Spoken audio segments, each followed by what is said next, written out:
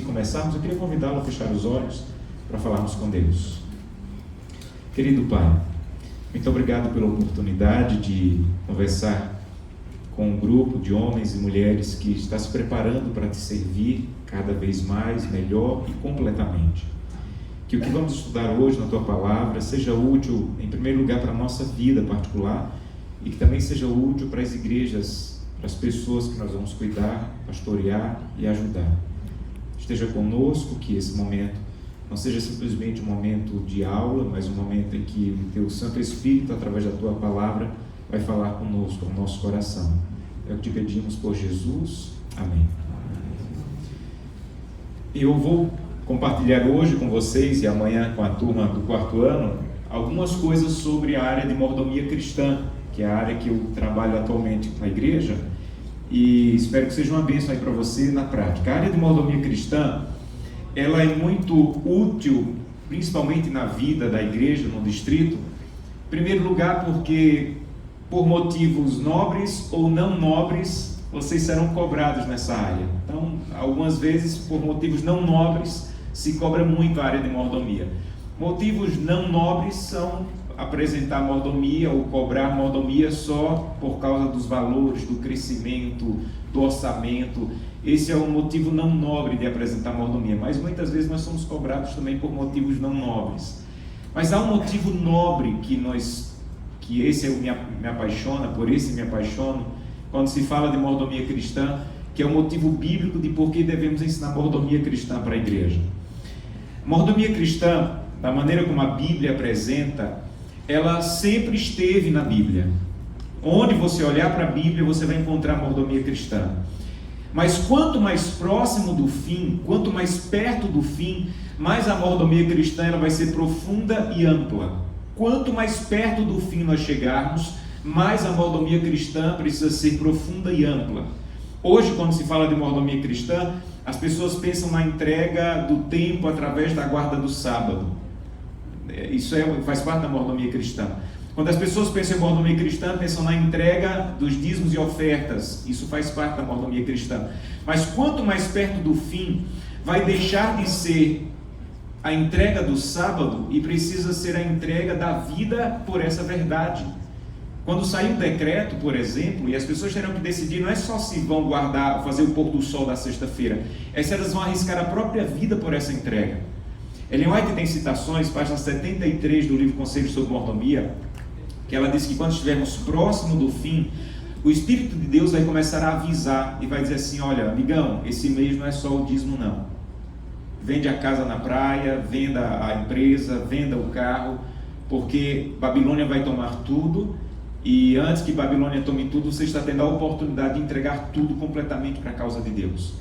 Então, quanto mais perto do fim, mais nós precisamos ensinar uma mordomia profunda e ampla, muito parecida com o que está em Apocalipse. Abra sua Bíblia, Apocalipse capítulo 2, para mim esse é um texto bíblico de mordomia cristã, que você pode ampliar e trabalhar com a tua igreja, mas isso aqui é a mordomia do tempo do fim. Eu digo que é mordomia para o tempo do fim. Apocalipse capítulo 2, quando diz assim, verso 10, não temas as coisas que tens de sofrer. Eis que o diabo está para lançar em prisão alguns dentre vós, para ser dispostos à prova, e tereis tribulação de 10 dias. Seja fiel até a guarda do sábado e te darei a coroa da vida. É isso que diz o texto? Não. Seja fiel até a devolução do dízimo e te darei a coroa da vida. Seja fiel até não comer carne e te darei a coroa da vida. Não. Quanto mais perto do fim, mais esse verso bíblico vai ser realidade na vida do povo de Deus. Seja fiel até onde a fidelidade te levar. Seja fiel até onde a fidelidade te levar. Se for necessário, seja fiel até a morte. Olha o que diz Apocalipse 17. Apocalipse 17, verso 14. A descrição da grande meretriz e o contraste com aqueles que serão salvos. Pelejarão eles contra o cordeiro, os poderes do mal pelejarão contra o cordeiro, e o cordeiro vencerá, porque é o Senhor dos senhores e o Rei dos reis. E vencerão também os chamados, os eleitos e os fiéis. Os chamados, os eleitos e os fiéis. Então, a mordomia do tempo do fim é uma mordomia que você precisa começar a ampliar a ideia de que não é simplesmente a entrega de um sábado pela manhã, não é simplesmente a entrega de um valor do dízimo, é uma entrega completa. É uma entrega completa. Todo momento profético da Bíblia tem essa entrega completa. Todo o tempo o povo de Deus tem que orar. Todo o tempo o povo de Deus tem que orar. Mas no momento específico ali da vida de Daniel, não era simplesmente orar. Era ou orar ou ir para a cova dos leões. Porque quanto mais estamos vivendo um momento profético, mais nós precisamos entender que a entrega precisa ser completa e ampla. Completa e ampla. Aí tem um ponto. Pastor, se já é difícil fazer as pessoas guardarem o sábado, como é que as pessoas vão entregar a vida por essa verdade? Se já é difícil fazer as pessoas serem fiéis nos dízimos e ofertas, como é que eu vou fazer uma pessoa entregar tudo ao ponto de colocar tudo na causa de Deus antes que Babilônia tome? Se nós ensinarmos mordomia cristã e colocarmos na caixinha do sábado ou na caixinha do dízimo, quando chegar esse momento a pessoa vai dizer assim, não, mas o pastor só me ensinou a devolver o dízimo. Esse negócio de entregar tudo antes que Babilônia tome, isso aqui ninguém me ensinou não. Não, o pastor me ensinou até a vir para a igreja sábado pela manhã, mas domingo é meu. E a mordomia do tempo do fim não é uma mordomia de que o sábado de manhã é de Deus e o domingo é meu, ou que o dízimo é de Deus e o restante é meu. A mordomia do tempo do fim é seja fiel até onde a fidelidade te levar. Eu tenho a oportunidade de viajar e encontrar pessoas que já estão entendendo esse tipo de fidelidade. Esses dias eu estava num estado aí do Brasil e conheci uma família incrível que tem entendido isso. Senhor, eu entreguei o dízimo, mas o que está na minha mão ainda te pertence. Quando o Senhor quiser, é só sussurrar. E um dia, eles têm 70 lojas de imóveis lá nesse estado, e eles iriam comprar, ou compraram, o gerente deles comprou um prédio numa cidade que não tinha a loja de imóveis ainda, para construir a próxima loja de imóveis daquela família. E ele com o filho foram lá olhar, já tinham comprado, já estava pago, eles só iam olhar a compra. E no caminho o pai perguntou assim para o filho, filho, tem igreja adventista nessa cidade? E o filho disse, não pai, não tem igreja ainda, uma cidade pequena lá no interior, não tem igreja ainda, pastor pai. Eles chegaram lá, olharam a loja, essa loja, esse prédio, havia sido o prédio do Banco do Brasil da cidade. Uma cidade pequena, o Banco do Brasil é o prédio da cidade, né? E ele comprou, ia ser a loja. Quando ele estava olhando o prédio, ele disse assim, filho, Deus está me sussurrando aqui. Esse prédio não tem cara de loja de imóveis, esse prédio tem cara de igreja. Pega a chave, pega o documento e leva na associação. Aqui vai ser a igreja e nós vamos procurar outro lugar na cidade para ser a nossa loja. Deixa eu dizer uma coisa para vocês. Isso não é coisa de dizimista. Ele já tinha devolvido o dízimo naquele mês.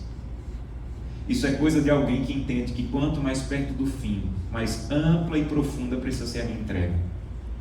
Nós precisamos lidar com uma igreja no tempo do fim, que vai dizer assim, Senhor, eu já entreguei o sábado pela manhã, mas se o Senhor quiser segunda-feira à noite para eu dar estudo bíblico, eu vou tornar segunda-feira à noite também sagrada, para que eu possa compartilhar estudo bíblico com as pessoas. Mas se nós limitamos a fidelidade a um dia pela manhã, se nós limitamos a fidelidade a um valor, as pessoas só vão até o limite. E Apocalipse não apresenta um limite, por isso que explicitamente não se apresenta sábado, não se apresenta dízimo no Apocalipse, porque a fidelidade do tempo que Apocalipse apresenta é uma fidelidade de ser fiel até a morte, se for necessário. Então a pergunta que precisamos responder é como se ensina alguém esse tipo de fidelidade? Porque ensinar sobre sábado estamos ensinando há anos. Ensinar que tem que devolver o dízimo estamos ensinando há anos. Mas como eu posso fazer com que a igreja entenda que há algo além disso? Aí a gente tem que ir para a Bíblia. Vá para 1 Samuel, por exemplo. Vamos para pessoas que entenderam isso, que a entrega ela é mais ampla e mais profunda. O que elas fizeram? 1 Samuel, capítulo 1, a história de uma mulher, não tinha filhos, a vida dela girava em torno do desejo de ter filhos, mas ela não tinha. Para piorar, o esposo tinha outra mulher que vivia passando na cara dela e zombando que ela não tinha filhos. Um dia ela foi para o templo muito angustiada, orou e Deus deu para ela um filho. Ana teve um filho chamado Samuel. Gente, a lógica humana, a lógica é que Ana se apegasse tanto àquele menino, que quando o menino dissesse assim, mãe, deixa eu passar um mês na casa da avó, a mãe dissesse, um mês longe de mim? Nunca, minha vida é você, Samuel, você vai passar um mês nunca longe de mim. Mãe, deixa eu passar uma semana aí na casa dos primos, uma semana longe de mim, Samuel, de jeito nenhum, minha vida é você, Samuel. A lógica era que Ana se apegasse tanto a Samuel, Se ele dissesse, mãe, deixa eu ir fazer missão Caleb, um mês de missão Caleb, nunca, você vai ficar longe de mim, Samuel. Essa é a lógica. Mas o verso 28 diz assim, que Ana levou o filho para o templo, ela morava distante do templo, ia uma vez por ano lá, e disse assim, pelo que também trago e o devolvo ao Senhor por todos os dias, não é por um mês, não é por uma semana, não é pela missão Caleb, eu estou devolvendo meu filho por todos os dias que ele viver, pois do Senhor pedi. E ali ela fez o quê? Adorou ao Senhor. Aqui está a resposta. Se Ana tivesse ido para o templo pensando assim, vou ficar longe do meu filho, nunca mais vou ver meu filho, só vou ver meu filho daqui a um ano, ela não tinha feito a entrega que fez. Sabe por que Ana fez a entrega que fez? Porque ela não estava ficando longe de um filho, ela estava adorando a Deus. E uma pessoa que aprende a adorar a Deus é capaz de fazer qualquer entrega, não importa o tamanho. Gente, Ana não estava devolvendo o dízimo, Ana não estava devolvendo a oferta, Ana estava entregando o filho para Deus. Então, se nós não entendermos o que significa adoração na Bíblia, nós vamos ensinar as pessoas até o sábado pela manhã, mas sábado à noite elas vão para a boate. Se nós não ensinarmos isso para a igreja, ela até vai para a igreja sábado pela manhã, mas por favor não peça a ela para dar um estudo bíblico na terça-noite, porque ela já entregou o sábado pela manhã, e o limite da fidelidade é o mínimo da fidelidade. Eu vou até o limite ali. Quando a pessoa entende a adoração, ela começa a entender, entendi, o dízimo não é a linha de chegada, o dízimo é a linha de partida. Senhor, já entreguei o dízimo, já entreguei a oferta, mas se o Senhor quiser, é só sussurrar que eu vou pegar 2 cestas básicas, colocar na mala do carro e o Senhor vai guiar alguém para eu entregar. Já entreguei o dízimo, já entreguei a oferta, mas o que eu tenho nas minhas mãos ainda pertence ao Senhor, porque eu não quero ir só até o limite da fidelidade, eu quero ir até onde o Senhor me levar. A grande questão é que nós estamos por muitos e muitos anos ensinando mordomia cristã só até esse limite. Seja fiel até o dízimo, seja fiel até o sábado, seja fiel até não comer carne de porco, ou não comer carne de porco, seja fiel até... Senhor, me ajuda a ser fiel até onde a fidelidade precisa me levar. E só pode se ensinar isso se você entender a adoração na Bíblia. Quer outro exemplo? Gênesis 22. Uma história muito conhecida, mas que tem uma palavrinha ali que às vezes a gente deixa passar. Gênesis capítulo 22. Vocês lembram que Deus não pediu para Abraão matar o filho, Deus pediu para Abraão sacrificar o filho. Abraão havia passado a vida sacrificando ovelhas, ele sabia que sacrificar era amarrar os pés e as mãos, cortar o pescoço e queimar.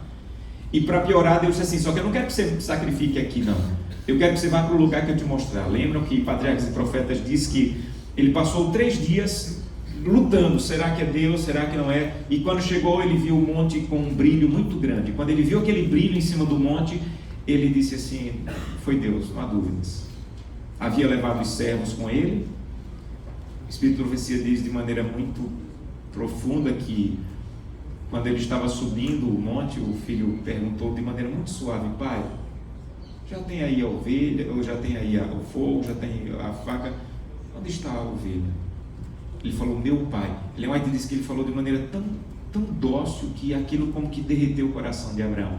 Abraão havia passado 3 dias matando o filho, na mente e no coração, 3 dias, só faltava matar fisicamente. Aí quando ele chega lá no pé do monte, verso 5 diz que ele disse aos seus servos, esperem aqui com o jumento, eu e o rapaz iremos até lá, e quando eu tiver cortado o pescoço dele eu volto. É isso que diz o texto?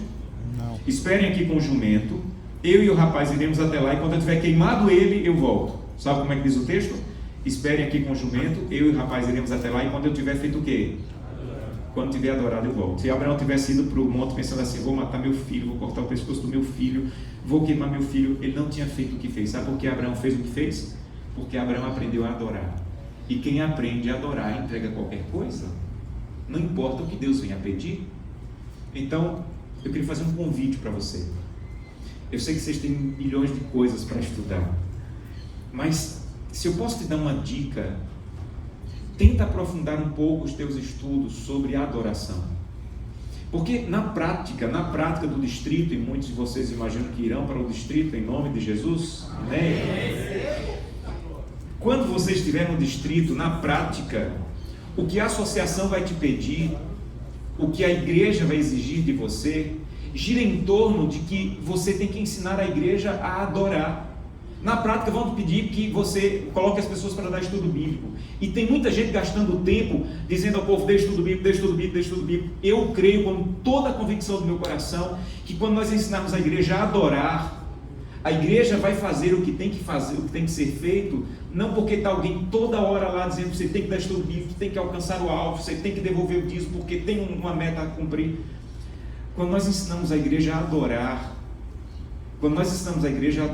e nós vamos pedir qualquer coisa à igreja, a igreja vai assim: pastor, você está pensando pequeno, porque eu aprendi a adorar, e quem aprende a adorar entrega o que vem a ser necessário.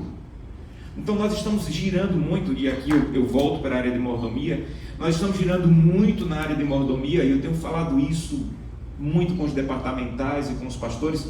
Nós estamos ensinando muito a igreja a devolver dízimo, e nós estamos ensinando a igreja a adorar. Se a gente ensina a devolver dízimo, e o que está acontecendo muito isso, ok, eu vou devolver dízimo, mas eu não gosto do pastor. O pastor disciplinou meu primo, então eu vou devolver dízimo lá para não sei onde, ou eu vou usar o dízimo para comprar a cesta básica. Eu estou devolvendo o dízimo, só que eu estou devolvendo o dízimo do jeito que eu quero que venha a ser devolvido, porque eu não confio na igreja, eu não gosto do pastor. Nós estamos ensinando tanto as pessoas a devolverem dízimo e não a adorar, que isso está limitando. Então, eu queria convidá-los, e isso eu acho que vai servir muito para a prática pastoral de vocês. Como é que movimenta uma igreja? Como é que faz uma igreja reagir? Como é que faz uma igreja se entregar? Como é que faz uma igreja... Na minha cabeça está muito claro: ensine a adorar. Todo livro da Bíblia fala sobre adoração. Todo livro da Bíblia. Onde você bater o olho na Bíblia, ensina a adoração. Mas nenhum livro na Bíblia tem como objetivo único ensinar a adorar como Levítico. Levítico é um livro que eu estou cada dia mais apaixonado por ele. Alguns dizem que Levítico é o muro da Bíblia. Você começa fazendo ano bíblico, você lê Gênesis com alegria, lê Êxodo com alegria, esbarra no muro de Levítico e desiste. Mas quando você começa a entender Levítico, você começa a ver por que muitos judeus começam a ensinar os seus filhos a Bíblia a partir de Levítico, pela importância que tem esse livro. Eu queria falar um pouco com vocês hoje sobre o que Levítico nos ensina sobre a adoração genuína. Levítico, como você sabe, foi cuidadosamente construído como livro central. Na estrutura quiástica do Pentateuco, Levítico está aqui: Gênesis, Deuteronômio, Êxodo e Número, e o auge do Pentateuco é Levítico. O centro da estrutura quiástica é Levítico. Agora, o centro do Pentateuco e de Levítico é o capítulo 16, o dia da expiação. Gente, só isso aqui faz minha cabeça como querer explodir. O centro do centro. Aqui o homem se perde. Aqui Deus resgata o povo. E tem muita gente que está parando só aqui. Perdido, resgatado. Perdido, resgatado. Perdido, resgatado. Eu me perdi, Deus me resgatou, mas Deus me resgatou para ir para capítulo 16, entrar de novo na presença de Deus. Isso é o Pentateuco. Eu me perdi, Deus me resgatou. Para que Deus me resgatou? Para que eu pudesse novamente entrar na presença de Deus. Mas eu não posso entrar na presença de Deus se eu primeiro não aprender a adorar. 87 vezes no livro de Pentateuco, no livro de Levítico, aparece a palavra santificar ou santo. 87 vezes. Você se perdeu, você se sujou na lama do pecado, Ele foi lá, te resgatou para limpar você, para que você possa voltar a entrar na presença de Deus e aprender a adorá-lo. O livro de Êxodo apresenta o homem sendo redimido. O livro de Levítico apresenta o homem adorando o Deus que o redimiu. O livro de Êxodo apresenta a redenção. O livro de Levítico a adoração. No livro de Êxodo, Deus se aproxima para salvar. No livro de Levítico, o homem se aproxima para adorar. No livro de Êxodo, Deus é apresentado com uma forte ênfase na salvação. E no livro de Levítico, uma forte ênfase na santificação. Então, aqui entra a mordomia cristã.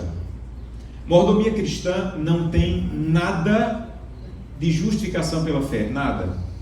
Mordomia cristã, pelo contrário, é possível uma pessoa ser muito fera em mordomia cristã e ser legalista. Mordomia cristã tem o potencial de tornar a pessoa mais legalista do que ela já é. Se ela não entender isso aqui, se ela não entender onde entra a mordomia cristã na vida dela, não entra no processo de salvação, de justificação, de aceitar a salvação, de ser aceito por Deus, mas entra no processo de ser transformado para ir à presença de Deus. E o livro de Levítico gira em torno disso. Por exemplo, Levítico 19. Olha que coisa linda, Levítico 19. Levítico 19, Moisés usou, vocês lembram aí que quando um escritor judeu ele queria enfatizar alguma coisa, ele usava muitas maneiras de fazer, mas uma das maneiras era a repetição. Então, Moisés usou, querendo ensinar como adorar a Deus através da obediência às diversas leis. Como eu posso adorar a Deus? Moisés pensou, como é que eu vou ensinar? O Espírito Santo assim, usa a literatura judaica. E você vai usar a repetição para ensinar esse povo a adorar. Quer aprender a adorar? Levítico 19, final do verso 2. Eu sou o Senhor vosso Deus. Final do verso 3. Eu sou o Senhor vosso Deus. Final do verso 4. Eu sou o Senhor vosso Deus. Final do verso 10. Eu sou o Senhor vosso Deus. Final do verso 12. Eu sou o Senhor. Final do verso 14. Eu sou o Senhor. Final do verso 16. Eu sou o Senhor. Final do verso 18. Eu sou o Senhor. Final do verso 25. Eu sou o Senhor vosso Deus. Final do verso 28. Eu sou o Senhor. Final do verso 30. Eu sou o Senhor. Final do verso 31. Eu sou o Senhor vosso Deus. Final do verso 32, eu sou o Senhor. Final do verso 34, eu sou o Senhor vosso Deus. Final do verso 36, eu sou o Senhor vosso Deus. Final do verso 37, eu sou o Senhor. Gente, não é que estava sobrando tinta na caneta de Moisés. É que Moisés pensou o seguinte, como é que esse povo vai aprender a adorar a Deus? Só tem um jeito. Primeiro, esse povo tem que decidir quem é o Senhor. Quem é o Senhor? Quem é o Senhor? Quem é o Senhor? Quem é? 16 vezes eu li aí, 16 vezes. 16 vezes. Na prática funciona assim. Na prática funciona assim. Quer ensinar a tua igreja a adorar? Na prática funciona assim. Eu estou na frente de uma mesa cheia de comida. E eu penso o seguinte, eu vou comer tudo que tem aqui, vou comer até a tampa da panela. Vou comer tudo que tem nessa mesa. Ok, fica tranquilo. Você quer comer tudo? Coma tudo. Só que quando você decide comer tudo que você quer, do jeito que você quer, não é só uma questão de engordar ou emagrecer, ter ou não ter diabetes, não. Quando você decide comer do jeito que você quer, como você quer, o que você está decidindo de verdade na prática, é que você é o Senhor do seu corpo. É isso que você está decidindo. Não é questão de engordar ou emagrecer, isso aí é o subproduto. Mas o produto real é, eu sou o Senhor do meu corpo, eu como o que eu quiser, eu durmo na hora que eu quiser, eu faço atividade física quando eu quiser. O corpo é meu. Aí você diz, não, mas o corpo não é meu. Deus é o Senhor do meu corpo. Ah, Deus é o Senhor do seu corpo? Então não coma do jeito que você quer e comece a comer do jeito que agrada a Deus. Quando você toma essa decisão, não tem a ver principalmente com engordar ou emagrecer, tem a ver com a decisão de quem é o Senhor. Então, mordomia cristã é você pegar pessoas que estão aqui dizendo eu sou o Senhor e dizer assim, meu irmão, você é o Senhor, siga. Mas se você quiser outro caminho e quiser que Deus venha a ser o Senhor, então não coma do jeito que você quer. Não durma na hora que você quer. Eu recebi o dinheiro no final do mês. O dinheiro é meu. O dinheiro é meu. Vou usar como eu quero, vou gastar como eu quero, vou investir no que eu quero. Eu sou o Senhor. Quando você decide não ser fiel no dízimo de ofertas, ensine isso para a igreja. Não tem a ver com ter mais dinheiro na igreja ou não. Gente, eu carrego comigo aqui esse papel. Para onde eu vou está na minha Bíblia. Esse papel. Esse papel aqui me diz assim, Josana, se você não atrapalhar, já está ajudando. Durante a pandemia, no início da pandemia, foi feita uma reunião na divisão sul-americana. Há um estudo que diz que quando a igreja ela é fechada num sábado, por exemplo, retiro de carnaval, não tem culto, em média cai 15% as entradas naquele mês. Deu para entender? A associação fez um encontro, tirou todo mundo do sábado, o povo não devolveu o dízimo na igreja, não devolveu na igreja, não devolve mais. Cai 15%, em média 15%. Então o estudo era o seguinte, vem cá, se fechar um sábado, cair 15%, se essa pandemia durar 6 meses, vai cair 70%. Então a igreja se preparou no início da pandemia para cair 70% nas entradas, porque a igreja ia ficar fechada vários meses. E teve períodos da pandemia que a igreja cresceu 48%. Amém. Nós estamos agora ainda na pandemia, né? não estamos livres completamente, mas nós estamos com o maior crescimento de ofertas dos últimos 15 anos dessa igreja. Sabe o que Deus está dizendo? O recurso pertence a mim. o recurso pertence a mim. Sabe o que tem escrito nesse papel? Que nos últimos 5 anos, o PIB do Brasil caiu 1,28%. O produto interno bruto do Brasil, ou a soma das riquezas do Brasil, caiu 1,28%. E nos últimos 5 anos, a entrada financeira da igreja cresceu 34%. Amém. Gente, isso aqui não tem lógica. Como é que um povo está num país que caiu 1,28% e esse povo tira o recurso desse país? O nosso povo não está tirando o recurso desse país. Como é que uma igreja, um país que caiu 1,28%, a igreja que está nesse país cresceu 34%? Só tem explicação. O dinheiro desse nosso povo não vem desse país. Deus está sustentando o nosso povo. Então, quando uma pessoa decide não ser fiel no dízimo, ela não está prejudicando a igreja. Ela não está quebrando a igreja, não importa quão rica ela seja. Deus vai manter essa igreja. Quando a pessoa decide ser infiel no dízimo de oferta, o que ela está dizendo de verdade é: eu sou o Senhor do meu dinheiro. Aí Moisés diz assim: isso é loucura. Aí você tem que entrar com mordomia cristã e dizer assim: decida que Deus é o Senhor. Ah, Deus é o Senhor, não sou eu. Então eu vou ser fiel nos dízimos e ofertas, para reconhecer que Deus é o Senhor e não eu. Isso é Levítico. Levítico é tentar tirar o povo que tinha o coração cheio de eu e de deuses e trazer o povo para a presença de Deus, para dizer: Deus é o Senhor, Ele é o Senhor, Ele é o Senhor, Ele é o Senhor. Então, quando nós ensinamos mordomia cristã, nós precisamos ensinar uma mordomia cristã, não é de devolução do dízimo, é de adoração. E isso o livro de Levítico vai nos ajudar muito. Quando você olha, por exemplo, nós dizemos que o centro do acampamento era o tabernáculo. Na verdade, se você estuda Levítico, você descobre que o centro do acampamento não é o tabernáculo, é o Santíssimo no tabernáculo. Tudo no acampamento girava em torno de chegar no Santíssimo no dia da expiação. Tudo girava em torno, não é de ir para o tabernáculo, era de poder chegar no Santíssimo, em Levítico 16. E isso é mostrado claramente na disposição do tabernáculo. Quem estava nas pontas aí do tabernáculo, quem podia entrar no lugar, no pátio, quem podia entrar no lugar santo, quem podia entrar no lugar santíssimo, assim estava dividido. O santo dos santos, só o sumo sacerdote. Quanto mais perto do santo dos santos, mais exclusivo eu sou. Se eu não vou entrar no santo dos santos, eu posso até chorar pelos meus parentes, eu posso até casar com outra pessoa, mas se eu vou entrar no santo dos santos, eu tenho que ser exclusivo de Deus. Eu não posso chorar por qualquer um, eu não posso cortar o meu corpo, eu não posso casar com qualquer pessoa. Por quê? Porque eu estou indo para o santo dos santos, eu sou o sumo sacerdote.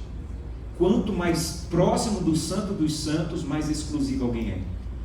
Quem podia entrar no lugar santo? Os sacerdotes. O sacerdote já tinha menos exclusividade que o sumo sacerdote, ele já podia fazer algumas coisas que o sumo sacerdote não podia. E no levita, os levitas ampliavam um pouco. E no pátio, os israelitas poderiam ir. No acampamento, os israelitas e estrangeiros poderiam ir. Fora do acampamento, aqueles que estavam temporariamente impuros. Na área longe do acampamento, aqueles que tinham impureza permanente. E no deserto, Azazel, era na cultura judaica os demônios, os animais e pássaros imundos. Então, quanto mais longe do santo dos santos, menos exclusivo eu sou.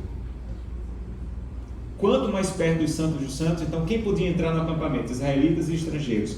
Mas quem podia entrar no pátio? Os israelitas. Mas quem podia entrar no lugar, no altar? Os levitas. Mas quem podia entrar no santo? Os sacerdotes. Mas quem podia entrar no santíssimo? E sabe o que a mordomia do tempo do fim diz? Eu creio com toda a convicção no meu coração que desse salão sairão os pastores que vão dirigir a última geração dessa igreja. Como eu creio nisso. Amém. Sabe para onde é que a gente está conduzindo nossa igreja? Para ir morar no Santo dos Santos, na presença de Deus. Amém. Então, a mordomia cristã prepara a igreja para ir morar no Santo dos Santos. E quanto mais perto dos santos dos santos, mais exclusivo eu tenho que ser. Se eu quero ficar no deserto, ok, com Azazel, ok. Então não sei ser exclusivo, eu faço o que eu quero, como o que eu quero, eu bebo o que eu quero, eu uso o dinheiro do jeito que eu quero, eu uso o meu tempo do jeito que eu quero, eu acordo a hora que eu quero. Mas se eu quero ir para o Santo dos Santos, eu tenho que ser exclusivo. eu tenho que ser completamente dele, porque eu estou indo morar no Santo dos Santos. Eu estou indo à presença de Deus. Eu não posso comer qualquer coisa. Eu não posso usar o meu tempo de qualquer jeito. Eu não posso acessar qualquer página. Eu não posso ouvir qualquer música. Não é porque vou ser justificado por isso, não. É porque eu já fui justificado. Eu já passei pelo pátio. Agora eu estou indo para o Santíssimo. Quanto mais perto do Santíssimo, mais exclusivo eu sou. Se o sumo sacerdote que ia à presença de Deus uma vez por ano tinha um padrão de santidade superior, como deve ser o padrão dos que estão se preparando para passar a eternidade na presença de Deus a cada dia? Precisamos buscar a Deus. Agora vejam só, abra sua Bíblia em Êxodo. Êxodo tem um outro ensino, um outro padrão de ensinar sobre adoração. Quem ensinar sobre adoração? Levítico 19, quem é o Senhor? Ninguém nunca vai aprender a adorar a Deus se não decidir quem é o Senhor. Segunda maneira de ensinar, Êxodo capítulo, vamos para Deuteronômio 8. Vamos logo para Deuteronômio 8.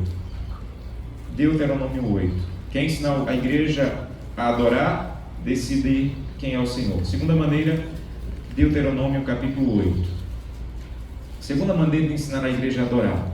Novamente Moisés usa a repetição. Verso 2. Recordar-te-ás de todo o caminho pelo qual o Senhor teu Deus te guiou. Verso 11. Guarda-te para que não te esqueças do Senhor teu Deus. Verso 14. E se eleve o teu coração e te esqueças do Senhor teu Deus. Verso 18. Antes te lembrarás do Senhor teu Deus. Verso 19. Se te esqueceres do Senhor teu Deus. Quantas vezes? 5. Você quer aprender a adorar a Deus? Não esqueça, se lembre, não esqueça, se recorde, não esqueça. Porque a adoração bíblica é você ensinar o povo a reconhecer que Deus está guiando a minha história. Isso é adoração na Bíblia. Adoração na Bíblia, diferente do que a teologia da prosperidade ensina, a teologia da prosperidade ensina assim: devolva o dízimo e olhe para frente. Devolva o dízimo e olhe para frente, porque agora Deus está te devendo. Teologia bíblica diz: devolva o dízimo olhando para trás, se lembrando do que Deus já te deu. Isso é teologia bíblica, de mordomia cristã bíblica. Então, adoração é o ato de reconhecer que Deus está me abençoando, que Deus está me guiando, que Deus está dirigindo. É por isso que eu devolvo o dízimo depois que eu já recebi minha renda. Porque Deus já me abençoou. Quando uma pessoa ela não devolve dízimo, eu costumo dizer que ela está sofrendo uma espécie de amnésia espiritual. Ela está chegando no final do mês dizendo assim: eu cheguei no final do mês sozinho, Deus não esteve no meu mês. E não é verdade. Ninguém pode dizer Deus não esteve no meu mês. Quando termina a semana, no 7º dia, aí eu vou adorar a Deus. Por que eu vou no 7º dia adorar a Deus? Porque Deus já me deu 6. Deus esteve comigo no primeiro dia, segundo, terceiro, quarto, quinto, sexto, e no sétimo eu vou me recordar, me lembrar. Quando a pessoa não guarda o sábado, mesmo sabendo que deve fazê-lo, o que ela está dizendo de verdade é: eu cheguei no 7º dia sozinho, eu não precisei de Deus na semana. E olha o que Moisés diz aí, no verso 17: não digas, pois, no teu coração: a minha força e o poder do meu braço me adquiriram estas riquezas. Antes te lembrarás do Senhor teu Deus, porque é Ele que te dá força para adquirir as riquezas. Então Moisés está dizendo: é loucura você terminar o mês dizendo assim: eu não vou ser fiel nos dízimos e ofertas porque a força e o poder do meu braço me adquiriu. Não, se lembre, foi o Senhor quem te deu capacidade, foi o Senhor que te deu força, foi o Senhor que esteve com você. Agora, ok, você não quer devolver o dízimo? Não é só uma questão de não devolver o dízimo, é uma questão de não reconhecer através da adoração quem te fez chegar até o final do mês com vida, com saúde, com força. O meu filho mais novo, ele estava numa época lá, eu ensino os meus filhos a devolverem o dízimo, a oferta, e tem um cofrezinho lá de economia. Não sei quantos aqui têm filhos, mas não ensine seu filho só a devolver dízimo e oferta. Mais importante do que ensinar uma criança a devolver dízimo e oferta é ensinar uma criança a lidar com dinheiro. Eu encontro muita gente que sabe que tem que devolver dízimo e oferta, mas nunca aprendeu a lidar com dinheiro. Está tão enrolado com dívidas que não tem nenhuma condição de ser fiel a Deus, ou não entende, não tem como ser fiel a Deus. Então, Não ensine seu filho só a devolver dízimo e oferta. Ensine seu filho a lidar com dinheiro, entender dinheiro, economizar. E eu estou tentando ensinar isso para os meus filhos lá. E ele estava lá com o cofrezinho dele, com R$200. E numa luta para chegar em 250 para comprar uma coisa lá que ele queria. E ele lá lava carro, no lugar que a gente trabalha, ele que lava o carro, ele que cuida do cachorro lá dos vizinhos, para poder juntar dinheiro. E ele estava numa ansiedade para chegar em 250. Aí minha irmã foi nos visitar e no final disse assim: Samuel, um presente. Aí deu um envelopezinho para ele, R$50. Gente, quando ele somou os 200 que tinha no cofrinho com os 50 que ganhou da tia, que chegou a 250 sonhado, começou a gritar dentro de casa: eu tenho 250, eu tenho 250, eu tenho 250. Daqui a pouco parou e começou a chorar. Eu disse: Samuel, foi o que aconteceu? Eu vou ter que tirar o dízimo e a oferta dos 50, vai descompletar o dinheiro. Começou a chorar. Você não quer devolver o dízimo? Não, quero não, papai. Está feliz? Não, estou não, papai. Então fica tranquilo. Eu vou te ensinar como é que uma pessoa faz quando não quer ser fiel a Deus. Ele arregalou o olho. Fica tranquilo, vamos aqui no quarto. Fomos no quarto. O que eu falar, você vai repetir para Deus em oração. Do jeito que eu falar, essa é a oração de quem não quer ser fiel. Fica tranquilo, é fácil. Ajoelhou, ficou meio sem jeito ali. Você vai dizer assim para Deus: Deus, eu não estou feliz. Eu tinha 250, agora eu não tenho mais, porque eu vou ter que tirar o dízimo e oferta. Eu não queria mais sentir isso, eu não estou feliz de devolver dízimo e oferta. Então Deus, por favor, não deixa que nunca mais meu pai me dê dinheiro, que nunca mais minha tia me dê dinheiro. Você vai dizer isso para Deus. Ele disse: não, papai, assim eu não quero não. Ele disse: mas Samuel, é fácil. Se ninguém nunca mais te abençoar, se nunca mais você tiver recurso, nunca mais você precisa ser fiel. É fácil, é simples. Então é só você não ter recurso, que quem não tem bênção não precisa reconhecer. O dízimo de zero, eu disse para ele, o dízimo de zero é zero. Então se você receber zero, nunca mais você precisa devolver dízimo. Não, papai, você não quer não, vou devolver o dízimo e oferta.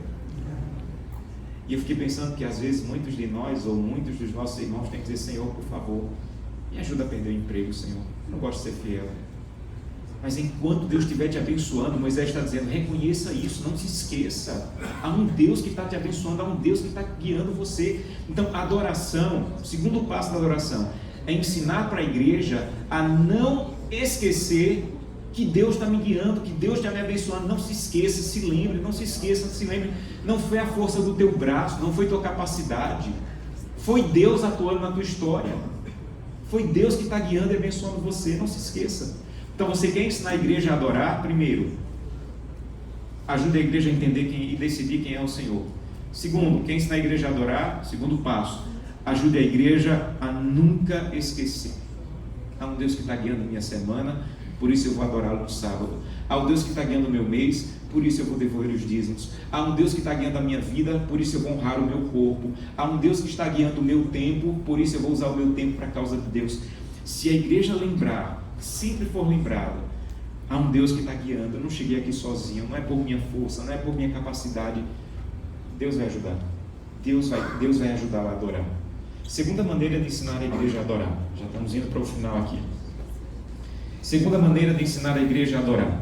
Ou terceira maneira, Êxodo 34. Êxodo 34. Olha que coisa linda através dessa história. Moisés nos ensina. Êxodo 34, 23. Diz assim, ó: 3 vezes por ano, todo homem entre ti aparecerá perante o Senhor Deus, Deus de Israel, porque lançarei fora as nações de diante de ti e alargarei o teu território. Ninguém cobiçará a tua terra quando subires para comparecer na presença do Senhor teu Deus 3 vezes por ano. Aqui tem uma história, tem um ensino que está abaixo da superfície aqui do texto bíblico. Gente, o povo estava espalhado lá nas terras de Israel, e 3 vezes por ano os homens tinham que deixar as cidades para ir para Jerusalém. Então eles calcularam: peraí, isso não vai dar certo. Deus está mandando ir adorá-lo em Jerusalém. As festas são na mesma data.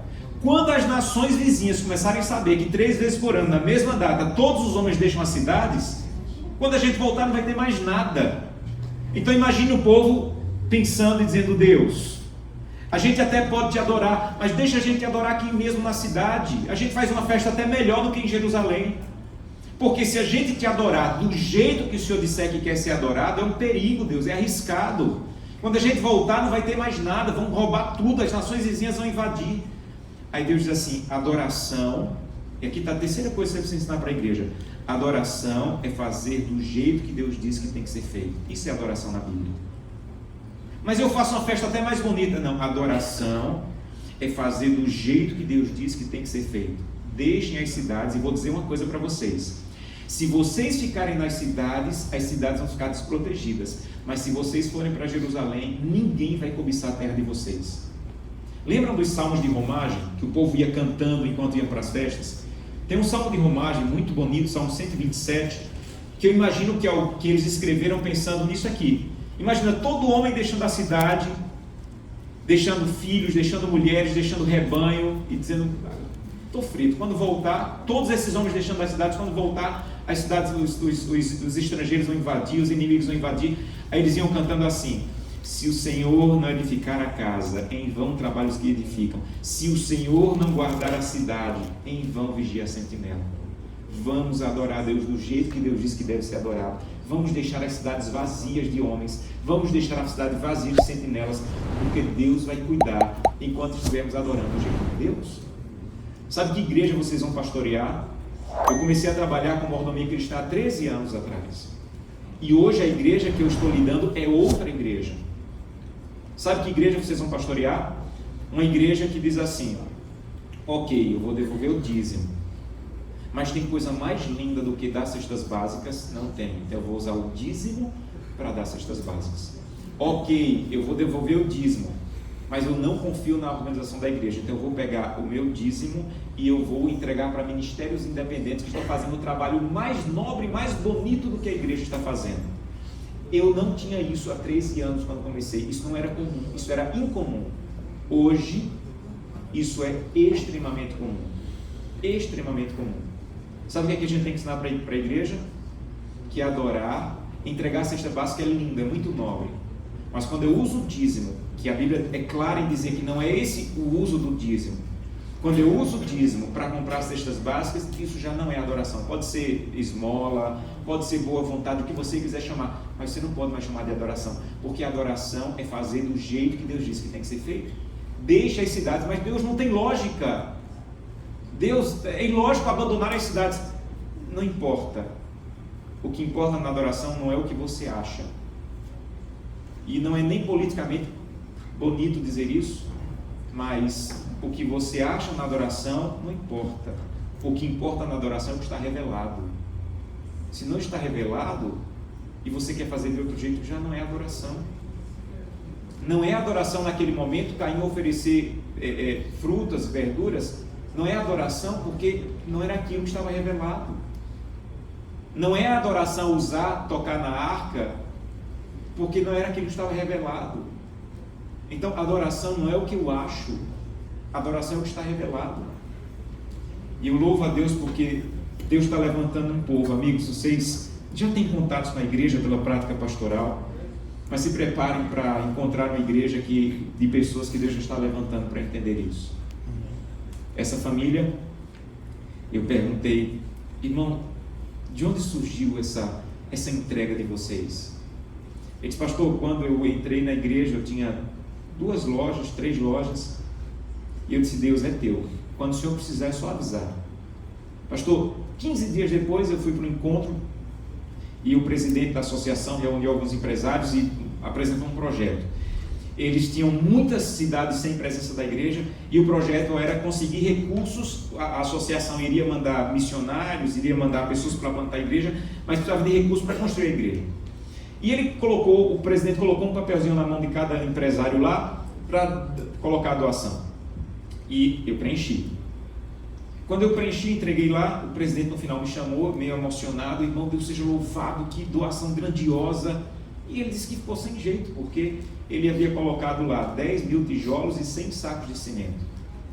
E ele disse: presidente, não é tão grande assim a doação. Aí o presidente disse: não, mas o que está escrito aqui é 100 mil tijolos e 10 mil sacos de cimento. Ele disse que tremeu. Ele disse: pastor, eu sou um homem de números, eu não erro números, assim, eu não boto 0 a mais nas coisas. E quando ele me deu o papel, porque ele viu que eu não estava acreditando, ele me deu o papel, era a minha letra. E eu não tive coragem de dizer para o presidente que não era porque era a minha letra. Eu ia explicar como que eu não tinha colocado aquele 0 se era a minha letra. E ele foi para casa e disse: pastor, eu não dormi aquela noite. De madrugada o Espírito Santo se aproximou e disse assim: você lembra que há 15 dias você disse que quando precisar sair, eu sussurrar, estou precisando agora. E ele disse que dormiu em paz o restante da noite. No outro dia foi num banco, pegou um empréstimo e pagou o que tinha escrito no papel. Ele disse: pastor, a partir daí começou a minha vida de fidelidade com Deus. Vocês vão encontrar pessoas assim. Eu estava no sul do Brasil esses dias, encontrei uma outra família incrível que está doando a vida pela causa de Deus, e eu perguntei a mesma coisa: como começou essa ideia de vocês de adoração? De onde surgiu isso aí? Pastor, um dia eu estava fazendo o documento, ele me disse, eu estava fazendo o documento legal da empresa, chamei um advogado e um contador, e eu disse assim: eu quero que vocês coloquem no documento que vai para o cartório o nome da empresa, o meu nome como proprietário, e eu quero que no documento da empresa apareça Deus como sócio. Olha que coisa linda. E o meu nome ali e tal, e eu quero que no documento esteja Deus é o sócio dessa empresa. E o advogado e o contador tremeram, porque no Brasil, judicialmente, é impossível fazer isso. Um sócio tem que ter um CNPJ, que CNPJ vai dar para Deus. O sócio tem que ter endereço, que endereço vai dar para Deus. Tem que ter sobrenome, que sobrenome vai dar para Deus. E eles provaram para o dono da empresa que não dava, era bonito, mas não dava para fazer isso. Ele ia ter problema quando fosse pegar um empréstimo, quando fosse usar esse documento. Então eles convenceram o dono da empresa que não dava para colocar isso no documento. Ele foi para casa triste, aí pegou um livro, começou a ler, chamado Conselhos sobre Mordomia. E ele disse que Deus se aproximou e disse assim: você não sabe a loucura que você ia fazer. Você estava querendo dar a Deus o direito de colocar o nome de Deus no documento da empresa, e sou eu, Deus, quem estou te dando o direito de colocar o teu nome nesse papel, da minha empresa. Ele disse: pastor, mudou completamente, eu estava querendo dar a Deus o direito de colocar o nome na empresa, e Deus estava dizendo: não, meu amigão, sou eu quem estou te dando o direito de colocar o teu nome no documento dessa empresa que pertence a mim. Eu nunca quis ser sócio, nunca. Essa ideia de Deus é o meu sócio, quando você vai para o princípio de adoração, ela não se sustenta. Deus não quer ser o meu sócio, Deus, Ele quer ser o Senhor, o completo e total proprietário. E vocês vão encontrar pessoas assim. Deus seja louvado por isso. Deus está despertando pessoas, está levantando pessoas que estão entendendo o que é adoração, quem é o Senhor, que adoração é nunca esquecer que é um Deus que está guiando a minha vida, e pessoas que estão dizendo: eu vou adorar, mas vou adorar do jeito de Deus, do jeito que Deus você quer para fazer. Eu não vou abrir mão, não vou fazer concessões. E para isso eu queria fazer um convite para você. Eu queria que você pegasse esse papel que você recebeu aí, esse azul. Pega esse papel. Deixa eu dizer de onde surgiu a ideia desse papel. Eu passei 7 anos em distritos pastorais e eu fazia visita a todas as famílias do meu distrito. Eu tinha orgulho, é uma coisa que eu aprendi com um pastor muito experiente, mas no sábado pela manhã me dava aquela alegria, aquele orgulho de dizer assim: irmãos, quantos aqui eu visitei essa semana? Eu queria que ficassem em pé, eu queria orar por você. E aí ficava ali algumas famílias que eu visitei todo sábado, quando eu pegava o microfone: irmãos, eu queria que se colocassem em pé aqui agora. Quem foram as famílias que eu visitei essa semana? Eu quero orar por vocês. E no último dia do ano, eu tive a alegria de dizer assim: irmãos, eu queria que ficassem em pé as famílias que eu visitei esse ano. E toda a igreja se colocou em pé. Aquilo me dava uma alegria. E aí a igreja me disse assim: agora você vai para o departamento. E me colocaram como diretor de mordomia e ministerial. Eu tremi, eu tinha 20 e poucos anos. E eu ia ser ministerial dos heróis da minha infância. Os pastores que foram os meus heróis, sabe? Diretores jovens, foram meus pastores no distrito. Aqueles homens assim que eu idolatrava. Eu dizia: meu Deus, como é que eu vou ser ministerial desses homens? O que é que eu vou fazer? Aí eu pensei: vou visitar.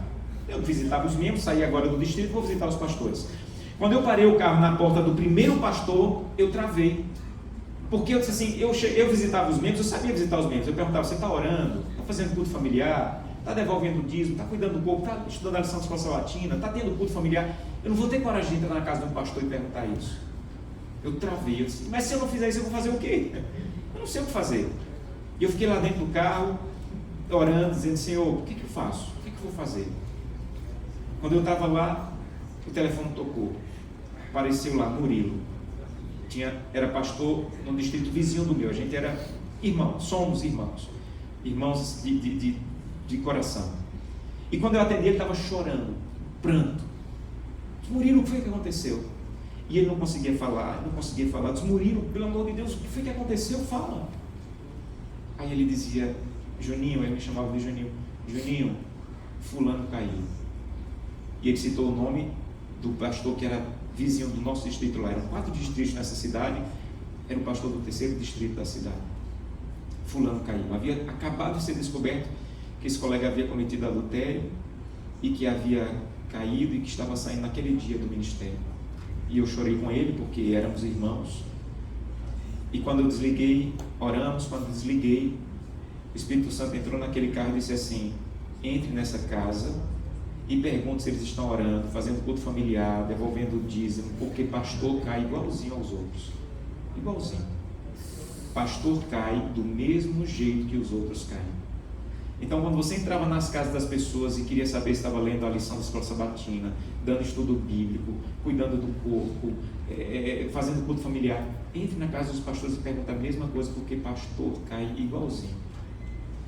Eu queria dizer uma coisa para vocês, em nome da autoridade bíblica. Amigos, pastor cai igualzinho. Igualzinho. Por isso eu queria fazer um convite para você. Eu não queria que você saísse daqui dizendo assim: o pastor Josanã falou para a gente para estudar sobre adoração. Eu queria que você saísse daqui dizendo assim: o pastor Josanã disse que nós temos que começar a adorar aqui em casa. Eu tenho que começar a ser um adorador, porque se funcionar na minha casa é capaz de funcionar fora na igreja. Se começar funcionando com você, isso aqui era o que eu usava nas visitas, e agora eu estou fazendo isso para toda a América do Sul, para os anciãos, para os pastores, para que as pessoas que sejam visitadas façam uma autoavaliação espiritual. Como é que está a vida na questão do relacionamento? Como é que está a vida na questão da missão? Como é que está a vida na questão da comunhão? Como é que está a vida na questão da fidelidade dos dízimos e ofertas, no culto familiar? Não existe, gente, e vocês, enquanto eu estiver liderando a área de mordomia, vocês vão me ouvir falando isso: não existe visita de mordomia. Visita de mordomia não tem nenhum sustento bíblico, nem no espírito de profecia. Ninguém tem que visitar um irmão porque não é dizimista. Não existe visita de mordomia, existe visita pastoral. Uma pessoa não pode dizer assim: eu fui visitado porque não sou dizimista. Não, ela disse: eu fui visitado porque eu sou ovelha do rebanho do Senhor. E isso aqui vai ajudar a você, talvez, a desenvolver um projeto de visitação. Mas eu queria que você voltasse com isso aqui para casa e você dissesse assim: olha, eu vou estudar isso aqui e eu vou fazer a minha autoavaliação espiritual em relação à comunhão, em relação ao culto familiar, à recepção do sábado, à adoração financeira, estabelecendo um percentual de pacto. Eu não tenho tempo agora, mas biblicamente o pacto, a oferta, ela deve ser com base em um percentual. Deus escolheu o percentual do dízimo, o adorador escolhe o percentual do pacto, mas a oferta não é o valor que sai da carteira na hora do ofertório, qualquer valor. Ele tem que ser estabelecido em um percentual. Meu primeiro salário como pastor foi R$700, primeiro salário, e ali eu estabeleci 3% de pacto. 3% de pacto, ganhava 35% do FPL, R$750, 3%. Era solteiro, 2 anos depois casei, agora era gente de verdade. Aí disse: Senhor, 3% não representa mais minha gratidão. Refiz o meu pacto, e a cada ano eu reúno minha família para fazer isso aqui. Isso aqui é o que eu faço com os meus filhos todo final do ano. Então eu queria convidar você a levar isso aqui para casa, e hoje, no seu momento devocional, conversar com Deus sobre isso aqui, dizer: Senhor, eu não quero estudar sobre adoração, eu não quero ler sobre adoração, eu quero começar aprendendo a adorar o Senhor. E eu vou tomar essas decisões aqui, e no final, a última página, você vai escrever um ponto da comunhão, um ponto da área de relacionamento e um ponto da área da missão que você acha que precisa melhorar. Que ponto, nesses aspectos de adoração, você acha que precisa melhorar como família, ou se você é solteiro, como indivíduo? Como você pode melhorar? E se você aprender a adorar, quando o tempo do fim chegar e for necessário ser fiel até a morte, Deus vai nos dar força para sermos fiéis até a morte, porque quem aprende a adorar, vai até onde a adoração levar. Vamos orar? Vamos falar com Deus?